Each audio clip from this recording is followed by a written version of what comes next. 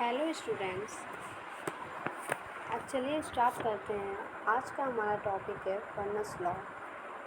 मैं कोशिश करूँगी कि मैं आपको बहुत अच्छे से समझा सकूँ।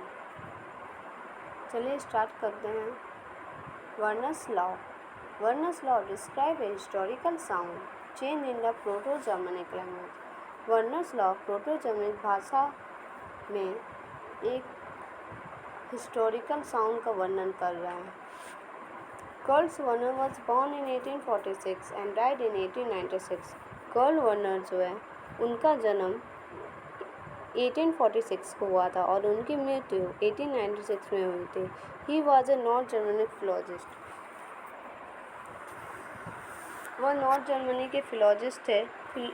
फिलोजिस्ट यानी अच्छे खासे लैंग्वेज के लिंग्विस्टिक बोल सकते हैं आप उन्हें। इन 1877 ही propounded a law। उन्होंने 1877 में एक लॉ दिया। This law was modification of Jacob Grimes law. यह एक मॉडिफिकेशन था। मॉडिफाई मतलब कुछ चीज़ें बदल देना, मतलब ग्रिम्स लॉ जो था उन्होंने उसको मॉडिफाई किया। This law also describe A sound shift. This shift took place in the words of Germanic language. तो हमने पढ़ा है कि ग्रिम्स लॉ भी साउंड शिफ्ट को डिस्क्राइब करती है, तो सिमिलरली ये भी साउंड शिफ्ट को दर्शाती है। Verner's law concern with explaining the sound shift, और उन्होंने एक्सप्लेन किया साउंड शिफ्ट को that took place over a span of centuries में as a certain consonant passed from Indo-European by Greek and Latin to the Germanic language and Germanic languages में। According to Grimm's law, हम बात करते हैं Grimes law के बारे में। Grimm's was a German philologist. आप सभी जानते हैं कि ग्रिम्स जर्मन फिलोजिस्ट थे, मतलब जर्मन के फिलोजिस्ट थे, ज्यूरिस्ट थे एंड मैथोलॉजिस्ट थे। He is well known as a discover propounder of Grimm's law of linguistics, और बहुत अच्छे वेल नोन थे और प्रोपाउंडर थे ग्रिम्स लॉ ऑफ लिंग्विस्टिक्स थे। He studied vowel shift deeply, और उन्होंने बहुत ही अच्छे तरीके से बहुत डीप में वॉवेल का स्टडी किया था। Which took place in the Indo European family of language, और Indo European family of language में he describe this shifts in the terms of certain changes, और उन्होंने डिस्क्राइब किया था और बहुत सारे चेंजेस किए थे। He said that this vowel shifts were so regular. उन्होंने कहा था वॉवेल को सही तरीके से सजाया जाए that it could be defined as a scientific law, और उन्होंने फिर साइंटिफिक लॉ तरीके से भी डिस्क्राइब किया। This was the first law propounded in the field of philology, और उनका first law of philology propound किया था। In honor of its inventor, the law was called Grimm's law। और इन्वेंटर थे और ऑनर थे, और इसी को बोला जाता है Grimes law. The Indo European parent language, जब कोई लैंग्वेज नॉन जर्मनिक में जर्मनिक में गई तब जाकर ये चेंज हुआ। जैसे कि the Indo European the parent language sound पॉ टॉ को चेंज इनटू फॉ थॉ हॉ, मतलब कुछ साउंड इंडो यूरोपियन लैंग्वेज में गई तो नॉन जर्मनिक कह सकते हैं उसको।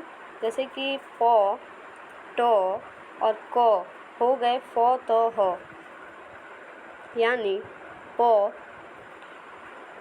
जो है फॉ में बदल गया, टॉ जो है ठॉ में बदल गया एंड कॉ जो है हॉ में बदल गया रिस्पेक्टिवली, मतलब क्रमशः इन द जर्मनिक लैंग्वेज, यानी जब ये जर्मनिक लैंग्वेज में ये बद गया तब।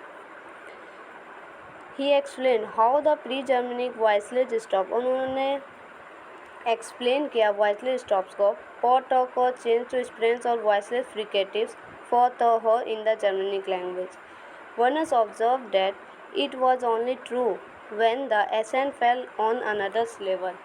वर्नस ने ये ऑब्ज़र्व किया कि ये तभी सच था, मतलब ट्रू था, मतलब देखिए इन्होंने कंडीशन लगाए कि ये तभी ट्रू था जब accent fell on roots level, यानी एसेंट जो है यानी उच्चारण जो है रूट्स लेवल में पड़े यानी एक्चुअली में कहा गया है कि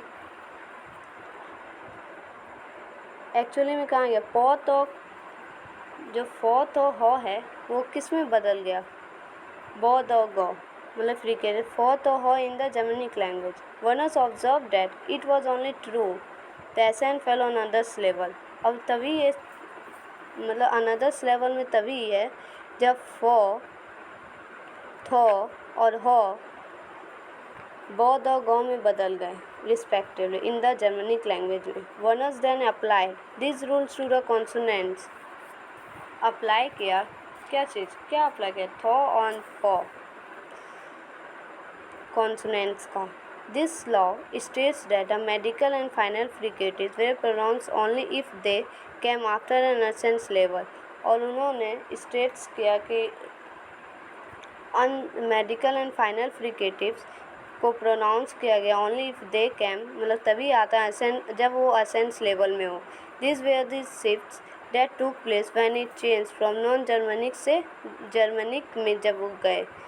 Werner's work is important in order to study linguistics. और उसका जो वर्क था इम्पॉर्टेंट था किस लिए जाना जाता है, लिंग्विस्टिक्स के लिए। It proves that a language always passes through changes when it develop. और उन्होंने ये प्रूव भी किया है कि लैंग्वेज